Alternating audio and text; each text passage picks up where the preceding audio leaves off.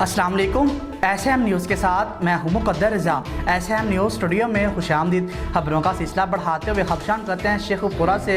DPO Sheikhupura जनाब एहसन सैफुल्लाह की हिदायत के मुताबिक ज़ेर निगरानी इमरान अब्बास DSP फ़िरोज़वाला जुराइम पेशा अफराद के खिलाफ कार्रवाइयाँ जारी हैं। इस सिलसिला में जुराइम में मुलविस अफराद के खिलाफ स्पेशल सर्च ऑपरेशन इलाका थाना शरकपुर में किया गया, जो दौरान सर्च ऑपरेशन मुतादिद अफराद को बजरिया बायोमेट्रिक डिवाइस चेक किया गया और दौरान सर्च ऑपरेशन मुलजिमान मोहम्मद अफजल और मोहम्मद सफ़ीर और जुल्फ़कार अली से 30 बोर पिस्टल बरामद कर ली गई और जबकि मुलजिम ज़िशान वल्द असलम से 50 लीटर शराब बरामद करके कानून के मुताबिक कार्रवाई अमल में लाई जाएगी।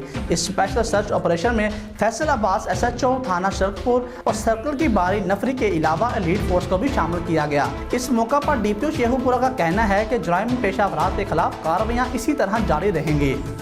और इसके साथ कमिश्नर गुजरांवाला डिवीज़न जुल्फ़कार अहमद गुम्मन का सियालकोट में दौरा।